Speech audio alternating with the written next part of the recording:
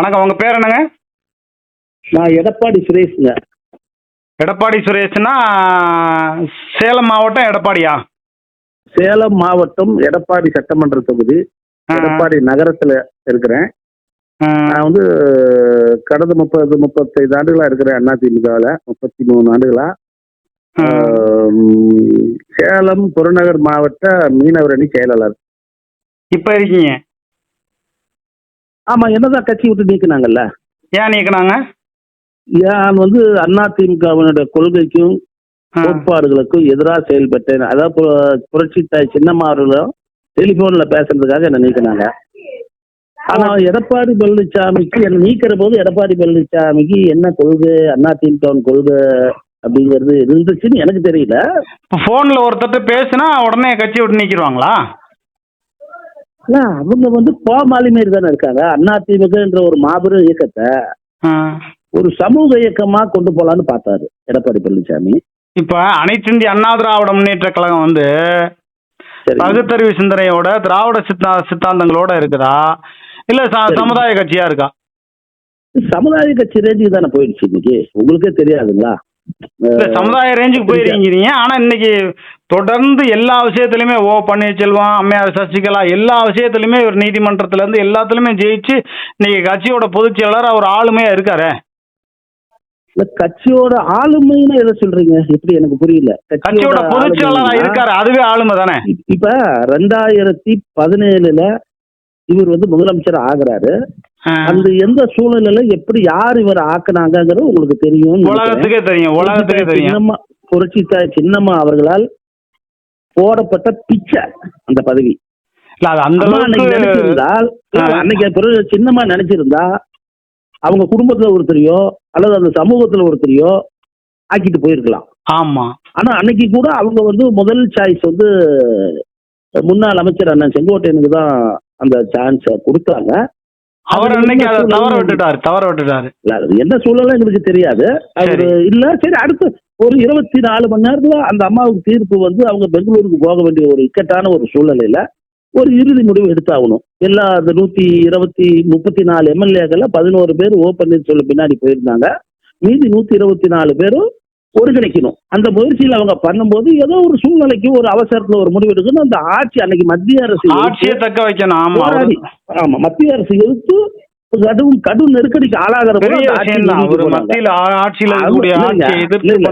நான் கேட்கிறேன் என்னன்னா, அவங்க ஆளுமையான தலைவியா இல்ல தன்கிட்ட பதவி கொடுத்துட்டு போன ஒரு ஒரு ஒரு அதாவது ஒரு பெண்ணா இருந்து ஒரு அந்த துரோகம், பெண்ணுடைய சாபம் என்பது சாதாரண விஷயம் இல்லைங்க. கண்டிப்பா கண்டிப்பா. அந்த அம்மா கொடுத்துட்டு போன பதவியை அந்த அம்மா சிறைக்கீழ இருக்கிற போது இவர் செய்த துரோகம் வந்து மறக்க முடியுங்களா? அல்லது மக்கள் எடுத்துக்குவாங்களா? சரிங்க, 2010 ஏதோ ஒரு வழியில முதலமைச்சர் ஆயிட்டீங்க. இவர் ஒன்றும் மக்களால் தேர்ந்தெடுக்கப்பட்ட முதலமைச்சர் அல்ல, தொண்டர்களால் தேர்ந்தெடுக்கப்பட்ட தலைவரும் அல்ல. அதற்கு பிறகு 4 ஆண்டுகள் முதலமைச்சரா இருக்கிற போது நீங்க வந்து எந்த ஒரு குறுக்கு வழியை பயன்படுத்தி அந்த அம்மா வந்து 4 ஆண்டுகளுக்கு பிறகுதான் வெளியே வராங்க.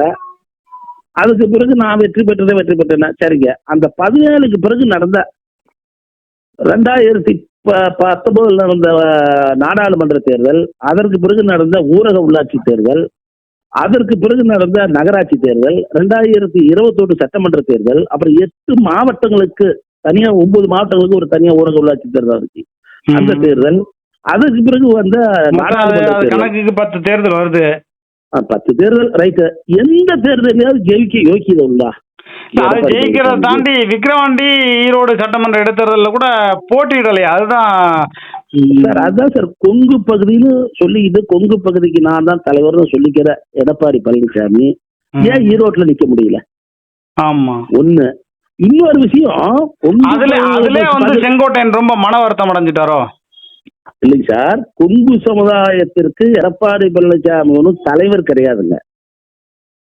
அதிமுக தோற்றுவிக்கப்பட்ட 22 காலத்திற்கு பிறகு 96 ஒரு தேர்தலில் மட்டும்தான் கொங்கு பகுதியில் அதிமுக தோல்வி சந்திச்சது.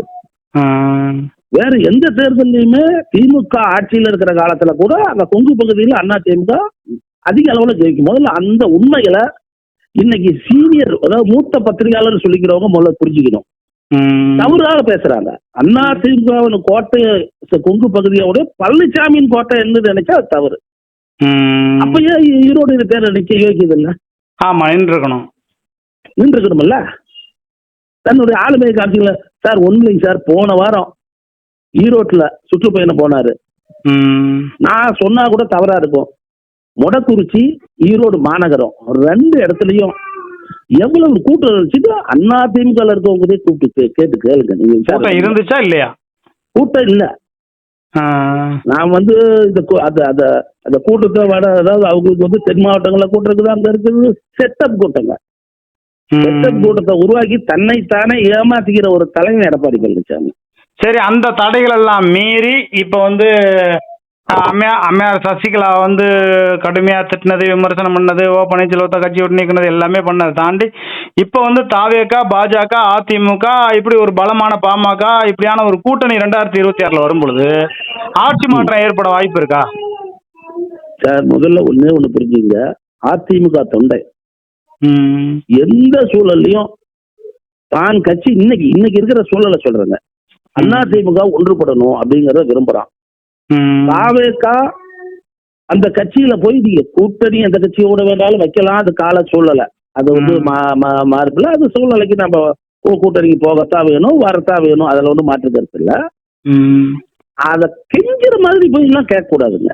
அந்த தொண்டை ரொம்ப வேதனைப்படுறான். முதல்ல அது எடப்பாடி இந்த பேட்டியின் வாயில எடப்பாடி பழனிசாமி யார் எந்த தொண்டை? விஜய் கட்சியில உள்ளவங்க வேதனைப்படுறாங்களா, அதிமுக? அண்ணா திமுக தொண்டை வேதனைப்படுறான்.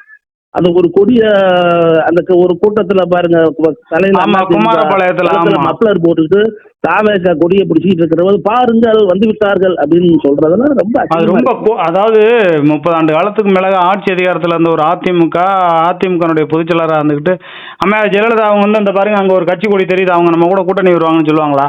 அது கேவலமா பேசுறாங்க சார். தொண்டை கேவலமா. எங்களை மாதிரி பத்திரிகையாளருக்கு ரொம்ப வேதனையா இருக்கு, உங்களை மாதிரி தொண்டருக்கு ரொம்ப வேதனையா இருக்கு. ஆமா சார், வெக்கமா இருக்கு சார், வேதனையா இருக்கு சார். நம்ம இப்படி எல்லாம் போய் நாம பார்க்கணும். அப்ப அவன் என்ன சொல்றாங்கன்னா, அண்ணா திமுகவை ஒன்றுபடுத்த யோக்கியற்ற இந்த எடப்பாடி பழனிசாமி, நான் சொல்றது பூரா எங்க அம்மா சின்னம்மா அணியில இருக்கவங்களோ அல்லது அண்ணன் டிடிவி அணியில் இருக்கவங்களோ, அண்ணன் ஓபிஎஸ் அணியில் இருக்கவங்களோ அல்லது செங்கோட்டை கூட இருக்கவங்களோ அல்ல.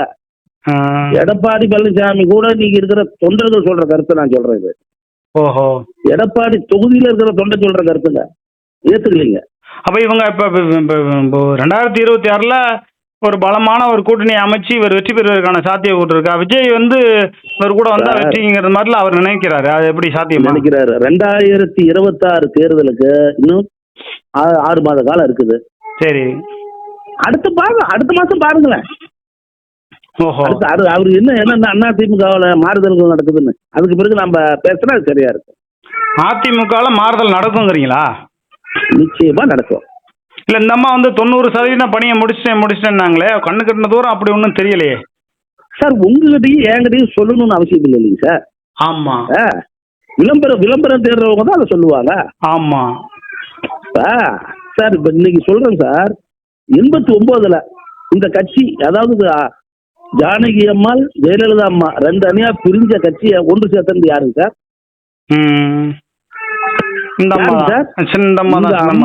அம்மாவினுடைய கணவர் மரியாதை அண்ணன் நடராஜன் அவர்கள். அந்த சைட்ல அந்த ஜானகி அம்மாள் சைட்ல அதை முழுக்க பண்ணது இன்னைக்கு திமுக அமைச்சரவையில அமைச்சரா இருக்கிற அண்ணா முத்துசாமி அவர்கள். இவர்கள் சேர்ந்து அன்னைக்கு அந்த இயக்கத்தை ஒன்றுபடுத்தி கொண்டு வந்தாங்க. ஆமா, இன்னைக்கு எடப்பாடி பழனிசாமிக்கு முதல்ல ஆரியம் என்ன, ஆரியம் என்றால் என்ன, திராவிடம் என்றால் என்ன, அவருக்கே தெரியல. அரசியல் ஞானம்ன்றது தெரியல. இந்த அம்மா பதவி கொடுத்துட்டு போனாங்க, இருக்கிற கொடநாடு பணங்கணத்தை வச்சுக்கிட்டு ஏதோ பண்றாரு. இந்த அளவுக்கு திறமையா அதிமுக கொண்டு வந்துட்டாருன்னு ஒரு பக்கமா பெருமையாவும் தானே பேசுறாங்க. திறமையா என்ன கொண்டு வந்துட்டாரு? கட்சி இன்னைக்கு இருக்குல்ல, அதிமுகங்கிற கட்சி இருக்குல்ல. எடப்பாடி தொகுதியில இன்னையோட அதிமுக கட்சி உதயமாயி 54வது வருடம் அறிவித்து வைக்கிறோம். இன்னைக்கு அக்டோபர் 17 இன்னைக்கு. ஆனா 54 ஆண்டு காலம் திமுக எடப்பாடியில ஜெயிக்கல. அதாவது 71 ஜெயிக்கிறோம். சரி, எதுல ஜெயிக்கல? இது வரைக்கும் திமுக எடப்பாடி தொகுதியில ஜெயிக்கல. ஆனா இதே நிலை ஒரு வேளை நீடித்தால் இந்த தேர்தல் அந்த மாறுவதற்கான வாய்ப்புகள் அதிகமா இருக்கு. மாறுவதற்கான வாய்ப்புகள் அதிகமா இருக்குது. இப்ப எடப்பாடி சட்டமன்ற தொகுதிக்குள்ளேயே 2026ல மாற்றம் வருங்கீங்களா? அதாவது இதே நிலை நீடித்தால் இந்த கட்சி ஒன்றுபடாமல் சொல்றேன், ஒன்றுபடலன்னா எடப்பாடி சட்டமன்ற தொகுதிக்குள்ளேயே அவர் பழனிசாமி ஜெயிக்க முடியாதுங்கிறீங்களா? 100% வாய்ப்பு குறைவு. அது வந்து இவங்க வந்து 11ல மந்திரி ஆனதற்கு பிறகு இதுவரைக்கும் தொண்டர்களை இவர் சந்திக்கவும் இல்ல. தொண்டர்கள் என்ன நினைக்கிறாங்கிறது கூட இன்னைக்கு வரைக்கும் அவருக்கு தெரியல. அவ்வளவு மிதப்புக்கு போயிட்டாரு. ஒரு 10 புரட்சி தலைவி அம்மாவும் 10 எம்ஜிஆர் புரட்சி தலைவர் எம்ஜிஆர் போல இவர் தன்னை நினைச்சுக்கிறாரு. அது சாத்தியம் இல்லைங்க. அம்மா அரசியல்ல வந்து சார் பணம் மட்டுமே இருந்தா ஒரு தலைவனாகிற முடியாதுங்க. கூட்டம் என்னன்னா சேர்த்துக்கலாம். கூட்டம் அது யாரோ தன்னைத்தானே ஏமாத்திட்டு கூட்டம் சேர்த்தலாம். தொண்டர்களுடைய உணர்வுகளை மட்டும் இன்னும் இந்த வரைக்கும் இவருக்கு புரிஞ்சுக்க தெரியல. இந்த தேர்தல்ல புரிய வைப்போம்.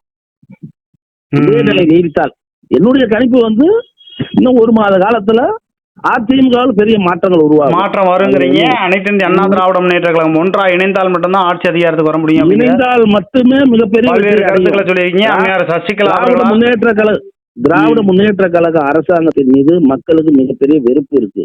அதுல மாற்று கருத்து இல்ல. அந்த மாற்றத்தை உருவாக்கி எல்லாரும் ஒன்றுபட்டால் ஆட்சி அதிகாரம் உண்டு. வேற எந்த கூட்டணின்னு அஞ்சாலும் ஆட்சி அதிகாரத்துக்கு வாய்ப்பு இல்லை அப்படிங்கிற பல்வேறு கருத்துக்களை சொல்லியிருக்கீங்க. உங்களுடைய நல்ல நோக்கங்கள் வெற்றி பெற வாழ்த்துக்கள். நன்றி, வணக்கம். நன்றி.